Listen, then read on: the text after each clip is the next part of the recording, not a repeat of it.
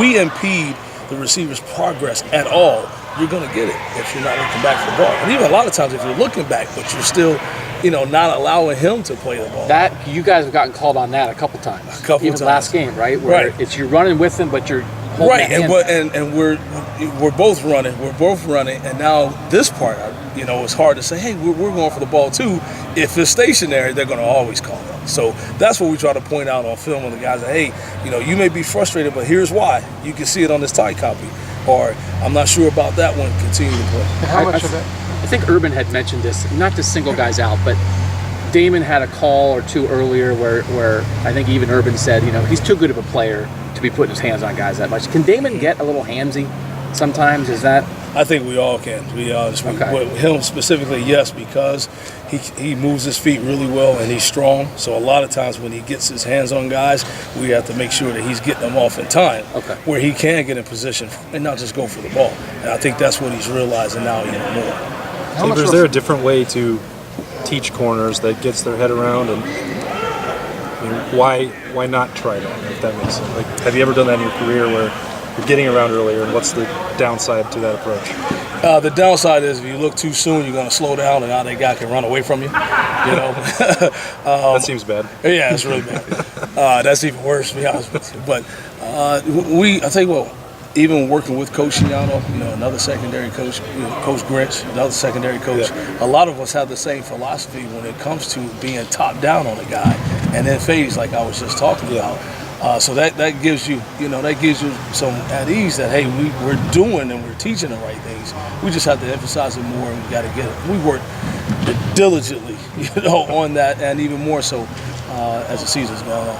I know some of this stuff, you guys are still winning games, and we're asking questions as if you guys were 0-6 and not 6-0. Is there anything to the fact that there's a lot of room to grow, not just for players, but you guys are working together for the first time? Is there a transition period for coaching staff like that? Oh, there's no doubt, and you're right. Thank God we're 6-0. And what's better than that than to try to go 7-0? But there are times when you don't play well. You feel like that. We did not play very well. We haven't played to our best up to this point. We've had spurts.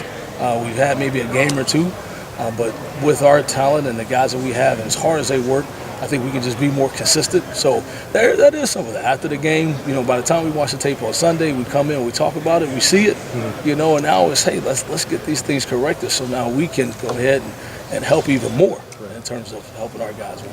Austin asked you about turning the head.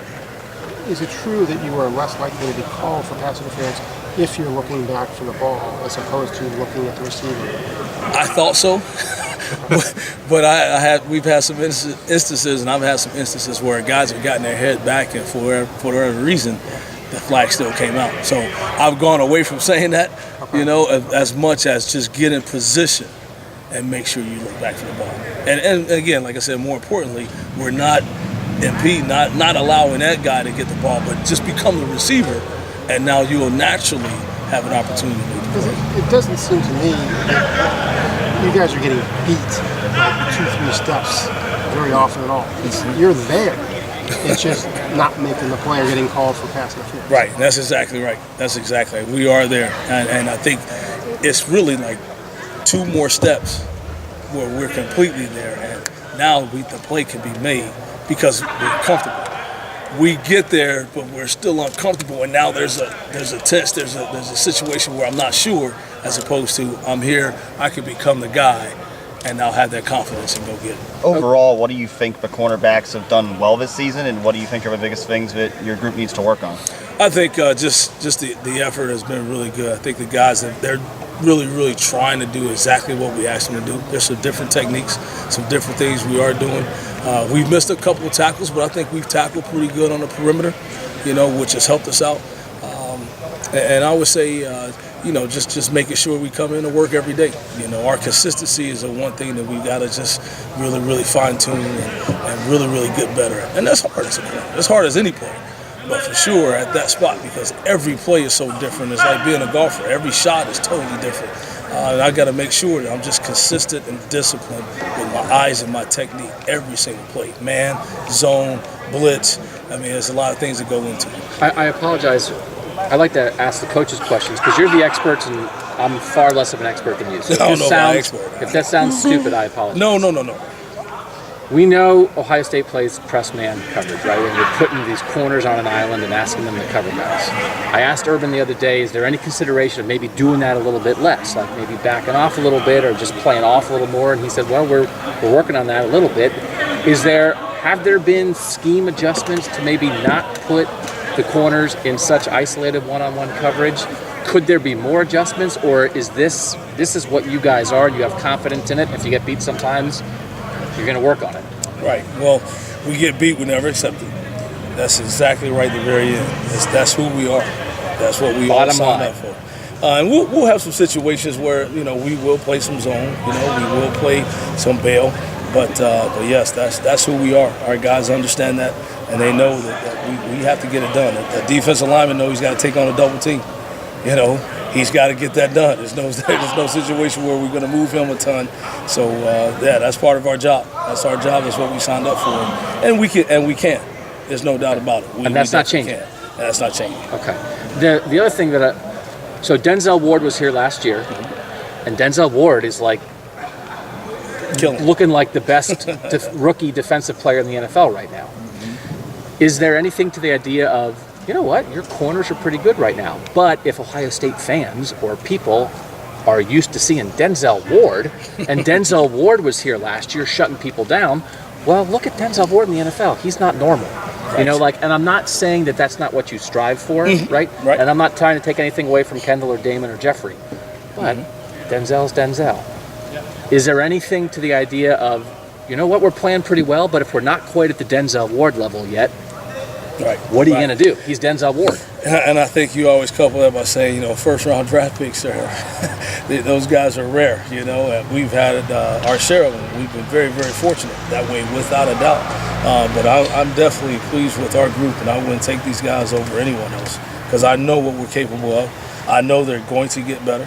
As hard as they work and everything they do, I have the utmost confidence that, we may not be Denzel-ish because, again, a guy like that and Marshawn, those guys, Malcolm Jenkins, those guys come around every so often.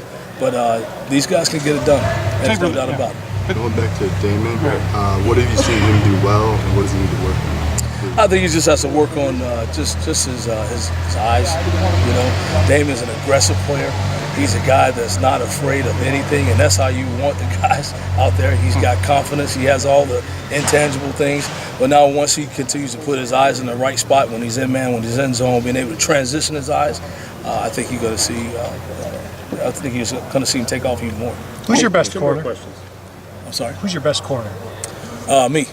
I know I get a laugh, right? Great question. Great question. As you see, we rotate all three of those guys. We really do, to keep them fresh because they all three have different attributes and they contribute in different ways.